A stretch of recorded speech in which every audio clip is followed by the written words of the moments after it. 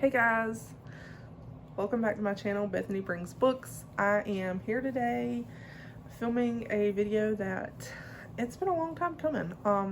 So I've been tagged in several different tags and I just have not done them just because I've been busy. Like it's just been busy. My life is busy. So I haven't done them, but I'm slowly trying to get to them, and one of them is the cake book tag. I know Holly tagged me in this, and I think Holly tagged me in it, and I think Celestria did, I believe. I'll put who tagged me. I know it was a couple of people. It's a really fun tag, and I'm excited to do it. So thank y'all for tagging me, and let's get started.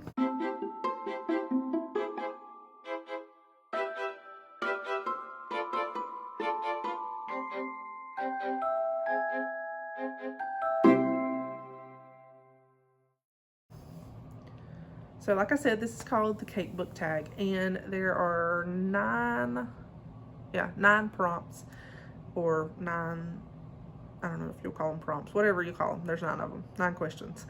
So the first one is Chocolate Cake, a dark book that you totally love. So I don't read a ton of dark books. I just finished a book that is kind of dark, but I'm going to talk about that one later on for one of the other prompts. But I would say a darker book that I really loved is this book right here, Midnight's Budding Morrow by Carolyn Miller. This book definitely has darker themes. It is Christian fiction, but it deals with a lot of heavier topics. It deals with depression, suicide attempt, the loss of a child, just a lot of darker themes, but it's so good.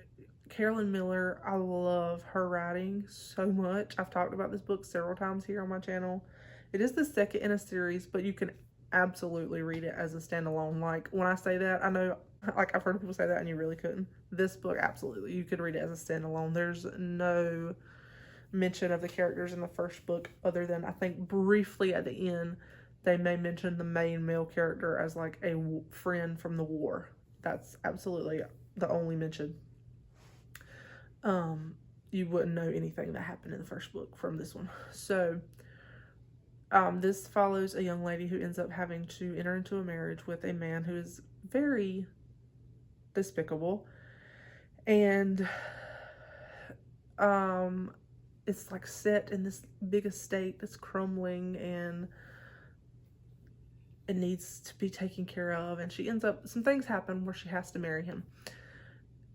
And she's there alone, and you see her like battling the depression, and even her husband even is, like, in the first few chapters, becomes a Christian, but he has struggles. He struggles with his anger, and he used to have a drinking problem, and so that's something that he's doing, God has helped him a lot with, but he still has his struggles. And so we see all of that, and we see like her isolation, and there's some other storylines that take place, and it's just so good. Like, if you like gothic romances, you would like this. It very much has the feel of a classic gothic romances. Like, it has that feel, but with a very definite faith element that is beautifully written, beautifully displayed throughout the book. I loved this book. I love this author. And I can't say enough about it. Like, I would just highly recommend this. This was one of my top books of last year. So, next, Vanilla Cake, a light read. This is another book that I've recently talked about, and that is Dear Henry, Love Edith. It's right. Dear Henry, Love Edith by Becca Kinzer. This is her debut novel. Amazing book, so light and funny, and you will laugh so hard at this book. I laughed so many times. I've talked about it a lot, so I'm not going to go into detail about what it's about, but just know that if you're looking for a light, funny read, this is the book for you. Like, it's so funny, hilarious. The townspeople, everything that happens with miscommunication and misunderstanding between Edith and Henry is so funny. And if you want to find out more about it, I did a review for it earlier this year in one of my earlier videos. I will try to put a link down below. Red Velvet, a book that gave you mixed emotions. Absolutely right. As soon as I read this, Wuthering Heights. Wuthering Heights, I recently read as well and reviewed it. I still haven't rated it because I don't know what to rate it because it's so hard to describe. I'm glad I read it. It was deeply impactful to me, but it was also frustrating and like drove me crazy, and there's like so many mixed emotions. Like I really enjoyed the process of reading it and reading the story, and I think about it all the time. Like I still think about that story all the time. I know it's one that I'll always think about, and I might even reread it in the future. But it also at the same time is so frustrating, and like the characters drove me crazy and they were despicable, and it was like, oh my goodness. And I was just like, what was she thinking about writing these horrible characters? So Wuthering Heights, definitely a book that gave me mixed emotions. Number 4, Cheesecake, a book you would recommend to anyone. So I thought about this one a lot, and I think I would say To Kill a Mockingbird. I know that sounds cliche because like everybody is supposed, a lot of people read this in school. I didn't read it in school. I read it for the first time last year, and I feel like it's one of those books that everybody should read. I think just the impact that it has, and even now, even somebody now, like I live in the South now, and I could still see where people should read this book. Like I can still see where even now it's very impactful and powerful. Number 5, Coffee Cake, a book you started but never finished. I have a couple for this. One is The Scarlet Letter by Nathaniel Hawthorne. I started it last year and I still haven't finished it. I'm going to finish it because I don't want to read it. Because the first chunk of it was so plotting. It was just the first chunk of it was hard to get through. So eventually I want to finish reading it, but I just haven't had the interest in picking it back up right now. Another book is Love and a Little White Lie by Tammy L. Gray. And this is another book that I really enjoyed this one, actually. Like, I was really enjoying it. And I just got distracted with other books and never went back and picked it up. And I've said it like so many times here on my channel that I'm going to finish it, I'm going to pick it up, I'm going to read it, and I just still haven't. And I really want to. I really want to read the whole series, but I got so distracted with so many other books and book challenges and reading challenges, and then another thing with me is when I do that, especially if I've read a good bit in the book, like a quarter of the book, when I go back, I feel like I'm like debating, should I reread all this? And if I do, then it's just like this whole mental struggle in my mind. Like, should I reread all this? Am I going to remember what happened? All of these things that I mentally am like, I don't know. It's like this whole mental thing that I'm like, do I need to restart this to actually say I read the book through? I don't know. I don't know if y'all would understand that, but what you does? So hello, I just woke up from a nap. I got bedhead. Yeah. But those are 2 books that I started and have not finished. Carrot Cake, a book with great writing.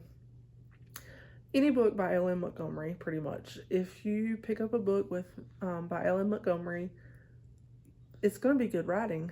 She just writes beautifully. She writes, her nature descriptions are perfect without being too much or too little. They're beautiful. Her characters, she writes some of the funniest, quirkiest, adorable characters, and her writing is absolutely beautiful. Like I said, if you pick up a book by Ellen Montgomery, it's going to be a good read. It's going to be worth reading just for the writing. Tiramisu, a book that left you wanting more. So when I first started doing this tag, like writing down my answers, I didn't have an answer for this, but now I absolutely do. That is Rebecca by Daphne du Maurier. Daphne du Maurier? Du Maurier? I don't know, but y'all excuse my southern accent. I finished reading this last night, and when I say it left me wanting more, I mean in a good way. Like, I wanted to know what, it's hard to even say without being spoilery, but I wanted to know more of them, of what happens, of the future. And it's hard to talk about without spoiling it, but I'm not going to talk a ton about this because I'm going to do a review later, but this book is going on my list of top favorite books of all time. It was so good. Oh my goodness, so good. Talk about gothic romances. It was amazing. Swept me away, and it's in my top 10 books of all time. Absolutely. But definitely left me wanting more, wanting to know more about what happened and to see more of this relationship and things. And yeah, it left me wanting more. Cupcakes, a series with 4 or more books. What are you doing? For that, I'm going to say this, well, it's behind me on the shelf over here, but it's hidden. The Cheney Duvall series, there are 8 books in it, and it does not get enough recognition on BookTube. It's an old series, which is why. I mean, I know it's an older series. It's from the early 90s, early mid 90s. It went all the way up to like early 2000s, I think. But it has 8 books in the main series, and then there is a trilogy that followed it. That follows like the main character in the first series. It is a phenomenal series. I reread the first one. I read it when I was young. I reread the first one in January, and I loved it even more. It made me realize how good it was. I'm excited to read the rest in it again, and it's just a phenomenal series. It follows a female doctor who is just out of medical school in the 1860s, and her struggles to launch her career as a female physician. And she has a male nurse who is also like a former boxer, and just all of it's just, their characters are all, there's so many good characters. They're all well written. The side characters are well written.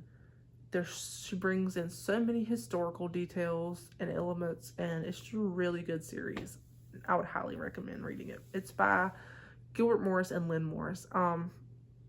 I think now the series, when it was republished, has Lynn Morris as the only author, but I do know like she co-wrote it with her father. And the original ones say Gilbert and Lynn Morris. So, number 9, Fruitcake, a book that wasn't what you anticipated. Well, I just talked about this in my wrap-up for February, but A Magician's Nephew by C.S. Lewis, I did not anticipate liking it as much as I did. I'm not a fantasy reader, even if some people might scoff at me classifying C.S. Lewis, like the Narnia series, as fantasy. And like, that's not real fantasy, maybe some people would say, I don't know. But for me, it was definitely very much a step out of my comfort zone, and I thought I was going to be bored with it. I was not. I gave it 5 stars, and I'm looking forward to rereading it and reading the rest of the series. I think it's one that I will reread a lot. I loved it. The biblical elements, allegorical details were amazing. It was just so good. And I'm so glad I read it. I got in the mood to read it and pick it up. And I was like, I think I want to try it and just see what I think. And I did, and I'm so glad I did. So, there it is, guys. The cake book tag. Yeah, there it is. So I hope y'all enjoyed it. I enjoyed filming this. Thank you to those who tagged me in it. And I am going to tag Bailey from Bailey's bookshelf. I don't know if Bailey's done this. If you've done it already, just ignore this, but I'm going to tag Bailey from Bailey's bookshelf, and who else hasn't done it? Let me think. I'm going to tag Katie from Paperbacks and Ponytails, and Stacy from Wandering with Stacy. And y'all all may have already done this because I'm late to the game with this, but if you have, just ignore this and go on with your YouTube lives. But yeah, anyway guys, I had fun doing this and I hope y'all enjoyed it, and I will see y'all in my next video. Bye.